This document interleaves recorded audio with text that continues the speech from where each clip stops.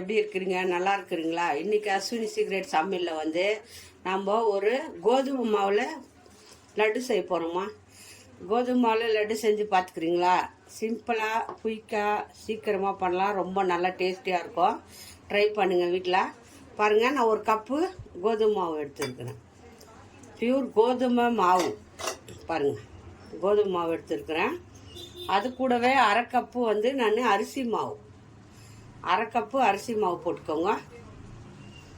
அது கூட சால்ட்டு போட்டுக்கோங்க. ஒரு பீஸ் வந்து நம்ம இட்லி சோடா போட்டுக்கோங்க. எல்லாம் மிக்ஸ் பண்ணிவிட்டு நம்ம இப்போ இதை வந்து மிக்ஸ் பண்ணிவிட்டு நம்ம தண்ணி ஊற்றி நல்லா கெட்டியாக தோசை மாவு பதத்துக்கு நம்ம இதை கரைச்சிக்கணுங்க. சிம்பிளாக பண்ணலாம், ரொம்ப நல்லா வரும், நைஸாக வரும், டேஸ்டியாக இருக்கும். கோதுமை மாவில் நம்ம லட்டு பண்ணுறது எல்லார் வீட்டில் கோதுமை மாவு இருக்கும். சிம்பிளாக பண்ணி கொடுங்க. ஹெல்த்தியானது உடம்புக்கு. கோதுமை மாவு ரொம்ப ஆரோக்கியமானதுங்க. லட்டு பண்ணி சாப்பிட்டா இன்னும் நல்லா டேஸ்டியாக இருக்கும். எல்லாம் மிக்ஸ் பண்ணியாச்சு. இப்போது தண்ணி கொஞ்சம் கொஞ்சமாக தண்ணி ஊற்றி தோசை மாவு பதத்துக்கு நீங்கள் கரைச்சிக்கணும். அந்த மாவை நல்லா தோசை மாவு பதத்துக்கு கரைச்சிக்கோங்க.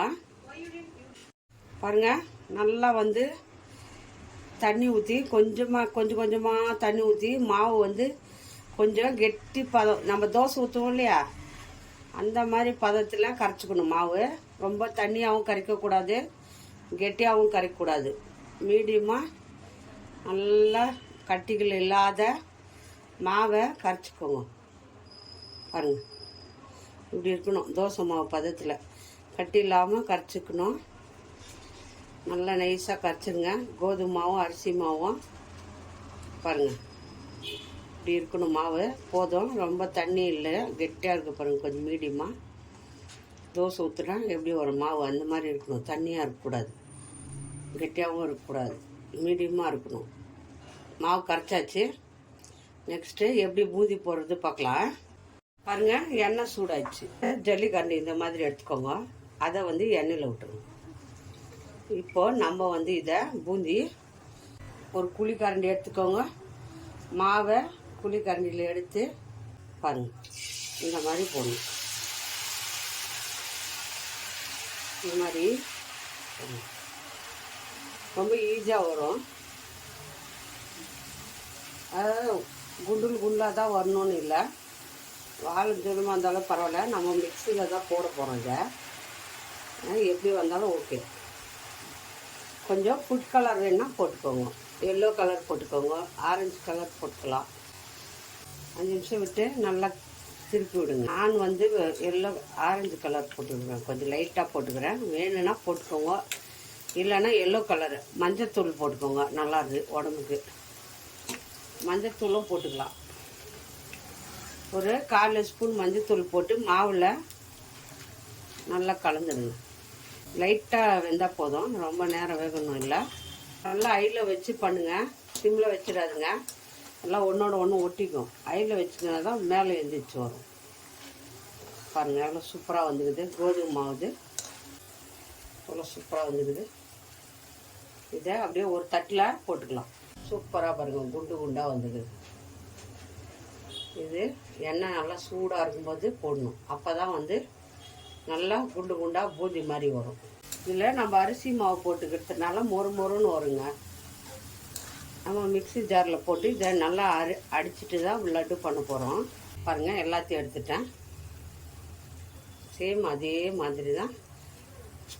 பாருங்கள், சவுண்டு வருது கடகடான்னு. பாருங்கள், எல்லா பூந்தியும் போட்டாச்சு. நல்லா இப்படி ஒட்டியிருந்தாலும் பரவாயில்ல, நம்ம மிக்ஸி ஜாரில் தான் போட போகிறோம்.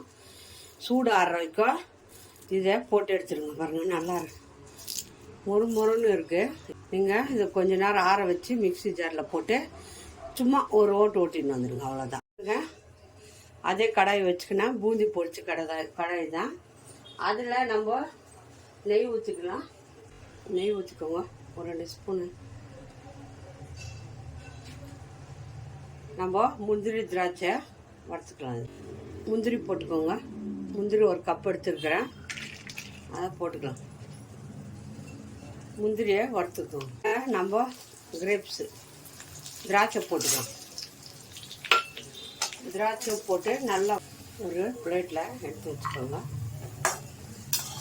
பாருங்கள், எல்லாம் வறுத்து ஒரு தட்டில் அதுலேயே எவ்வளோ கோதுமை மாவு எடுத்துங்களோ அவ்வளோ சர்க்கரை போட்டுக்கோங்க.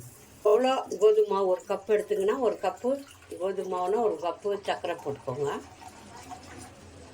அதில் அரை கப்பு தண்ணி ஊற்றிக்கோங்க. சர்க்கரை வந்து ஒரு கம்பி பதம் வந்து நல்லா கொதிச்சு வரும். அதுக்கு கலக்கி விடுங்க. பாருங்க, நல்லா பாவு வந்து சர்க்கரை வந்து கரைஞ்சி கொதிக்குது நல்லா. இதில் வந்து ஒரு கம்பி பதம் தாங்க வரணும். ஒரு கம்பி பதம் வந்ததும் நம்ம போட்டுடணும். முதிர் பதம் வரக்கூடாது. முதிர் பதம் வந்துச்சுன்னா இது லட்டு பிடிக்க வராது. ஒரு கம்பி பதம் வரணும். இந்த மாதிரி பதம் இருக்கணும். பாருங்கள், கம்பி பதம் இது பிடிச்சா அப்படி இது வரணும். இப்போ கரெக்டான பதமாக இருக்குது. இப்போ நம்ம லட்டு பாருங்கள், மிக்சியில் அடிச்சுன்னு வந்துக்கிறேன். நல்லா ஒன்றும் பாதிமாக சும்மா ஒரு அடி அடிச்சுக்கோங்க. இந்த மாதிரி ரொம்ப நைஸ் அரைக்கக்கூடாது. ஒன்றும் பாதிமாக அடிச்சுக்கணும். இப்போது இதில் கொட்டி நம்ம இதை எல்லாத்தையும் கொட்டிட்டு நல்லா மிக்ஸ் பண்ணிடணும். நம்ம முந்திரி திராட்சை வறுத்து வச்சுக்கிறோம் இல்லையா, அதையும் போட்டுக்கோங்க. அதையும் போட்டு நல்லா மிக்ஸ் பண்ணுறேங்க. மிக்ஸ் பண்ணி ஒரு 5 நிமிஷம் இந்த மாதிரி கலாரி விட்டு இப்போ ஆஃப் பண்ணிவிட்டு நம்ம ஆற வச்சுக்கலாம். ஆற வச்சு லட்டு பிடிக்கணும். அவ்வளோதான்.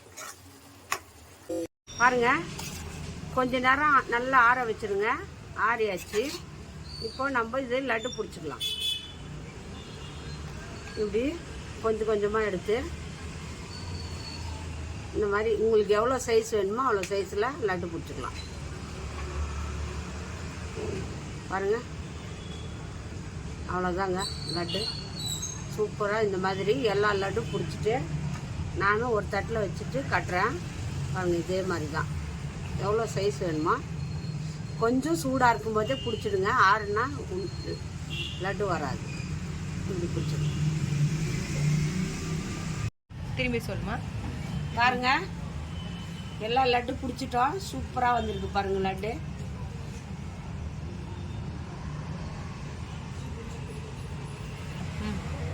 பாருங்கள், கோதுமை மாவு லட்டு ரொம்ப நல்லா வந்திருக்கு. டேஸ்டியாக இருக்கும். கோதுமை மாவு ஹெல்த்தி உடம்புக்கு. வீட்டில் இன்றைக்கி குழந்தைங்களுக்கு செஞ்சு கொடுங்க. எப்படி வந்துச்சு பார்க்கலாமா லட்டு? பாருங்கள் பாருங்கள், எவ்வளோ சாஃப்டாக இருக்குது, எவ்வளோ ஜூஸியாக வந்திருக்கு. நல்லாயிருக்கும் இந்த லட்டு. எல்லாரும் வீட்டில் விரும்பி ஹெல்த்தியானது செஞ்சு கொடுங்க குழந்தைங்களுக்கு. யார் யாருக்கு இந்த லட்டு பிடிக்குமோ லைக் பண்ணுங்கள், ஷேர் பண்ணுங்கள், கமெண்ட் பண்ணுங்கள். மறக்காத அஸ்வினி சீக்ரெட் சமையலை சர்ப்ரைஸ் பண்ணுங்கள். இன்னொரு டிஷ்ஷில் பார்ப்போம்.